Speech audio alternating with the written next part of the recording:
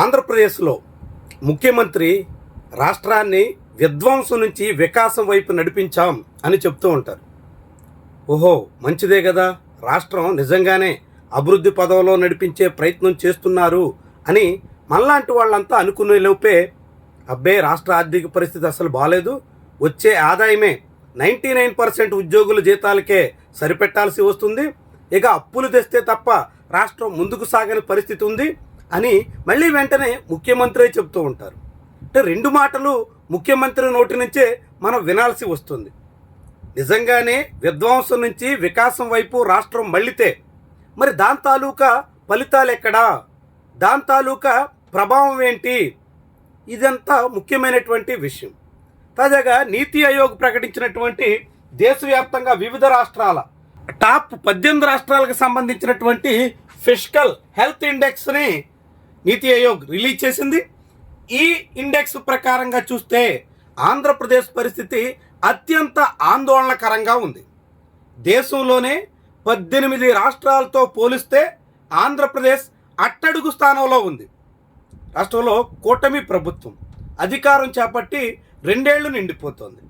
2 ఏళ్ల కూటమి పాలన తర్వాత కూడా రాష్ట్రం ఎంత అగమ్య గోచరంగా ఉందంటే ఎవరైనా కలవరపడక తప్పని పరిస్థితి ఉంటుంది. కానీ చంద్రబాబు మాత్రం ఒకవైపు విధ్వంసం నుంచి వికాసం వైపు నడిపించేశామంటారు, రెండో వైపు అప్పుల కుప్పగా రాష్ట్రాన్ని మార్చేస్తూ ఉంటారు.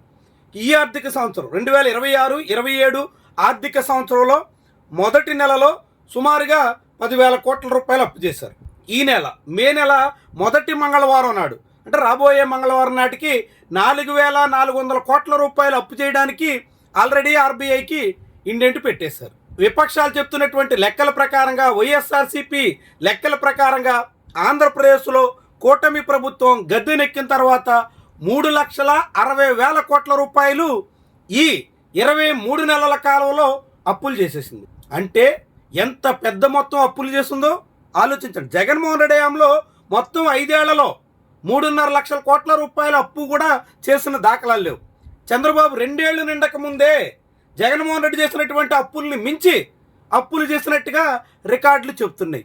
మరి ఇంత పెద్ద మొత్తం అప్పులు చేస్తే ఆంధ్రప్రదేశ్ పరిస్థితి ఎక్కడుందయ్యా అని మనం ఒక్కసారి ఆలోచిస్తే నీతి ఆయోగ్ డేటాలో ఆంధ్రప్రదేశ్ పరిస్థితి ఇది చూడండి. దేశంలో ఆర్థికంగా సుస్థిరత, ఫిస్కల్ మేనేజ్మెంట్లో అంటే ఆర్థిక పరిస్థితి, ముఖ్యంగా బడ్జెట్ నిర్వహణ, అప్పుల వ్యవహారం, ఇలాంటి విషయాల్లో మెరుగ్గా ఉన్న రాష్ట్రాలు ఏవయ్యా అంటే ఒడిశా, ఛత్తీస్గఢ్, మహారాష్ట్ర, గుజరాత్, జార్ఖండ్. ఇవి. ఆంధ్రప్రదేశ్ ఒడిశా కన్నా ఛత్తీస్గఢ్ కన్నా వెనకబడి ఉంది. ఆ 2 రాష్ట్రాలే కాదు, దేశంలోని మొత్తం 18 రాష్ట్రాలు అంటే ఈశాన్య రాష్ట్రాలను మినహాయిస్తే మిగిలిన ప్రధానమైనటువంటి రాష్ట్రాల అన్నింటా ఆంధ్రప్రదేశ్ ర్యాంక్ ఎంతో తెలుసా? ఇక్కడ చూడండి. ఆంధ్రప్రదేశ్ ర్యాంకు 17. 18 రాష్ట్రాల వివరాలు బయటికి తీస్తే ఆంధ్రప్రదేశ్ స్థానం అట్టడుగు నుంచి 2వది. అట్టడుగు నుంచి దిగువన పంజాబ్ ఉంటే దాని తర్వాత ఆంధ్రప్రదేశ్. అంటే మొత్తం 18 రాష్ట్రాల్లో ఆంధ్రప్రదేశ్, పంజాబు, ఆంధ్రప్రదేశే అత్యంత ఘోరంగా, దయనీయంగా, సీరియస్గా ఈ పరిస్థితిలో కనిపిస్తుంది. ముఖ్యంగా అప్పుల వ్యవహారంలో అంటే ఎంత తీవ్రమైనటువంటి స్థాయిలో ఆంధ్రప్రదేశ్ ఆర్థిక పరిస్థితి ఉందో, ఎంత కలవరపరిచే రీతిన రాష్ట్ర ఆర్థిక వ్యవహారాలు సాగుతున్నాయో మనం అందరం ఊహించవచ్చు. రాష్ట్ర ప్రభుత్వానికి అప్పులు పెరుగుతున్నాయంటే జగన్మోహన్ రెడ్డి హయాంలో కూడా అప్పులు పెరిగినాయి. పెరిగినటువంటి అప్పులు నేరుగా ప్రజలకి చేరింది, ప్రజలకి ప్రయోజనం దక్కింది, ప్రజలకు అంతో కొంత ఉపశమనం కలిగించింది. ముఖ్యంగా కరోనా లాంటి కాలంలో ప్రజలు నిలబడడానికి, నిలదొక్కుకోవడానికి ప్రభుత్వం ఇచ్చినటువంటి సహాయం, డైరెక్ట్ బెనిఫిట్ స్కీమ్స్ కింద దక్కినటువంటి వ్యవహారం చాలా వరకు ప్రయోజనం చేసింది.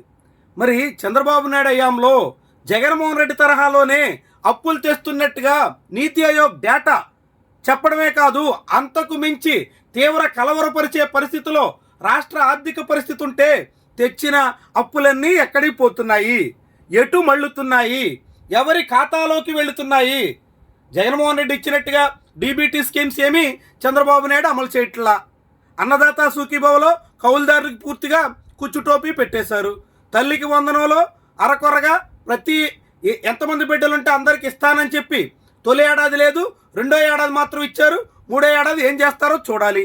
ఇలా ఇవ్వాల్సిన పథకాలు కూడా పూర్తిగా ఇవ్వకుండా, ఇస్తామని చెప్పినటువంటివి కూడా అందించకుండా మరి తెచ్చిన అప్పులన్నీ ఏం చేస్తున్నారు, ఎటు పోతున్నాయి, ఎక్కడికి మళ్ళుతున్నాయి?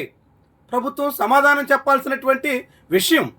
మేము విధ్వంసం నుంచి వికాసం వైపు నడిపించాం, రాష్ట్రాన్ని పురోగతి బాట పట్టించాం, రాష్ట్రాన్ని ఎంతో ముందుకు తీసుకెళ్తున్నాం అని పేపర్లో ప్రకటనలు ఇచ్చుకుని మీడియాలో యాడ్స్ వేయించుకుని సరిపోదు కదా.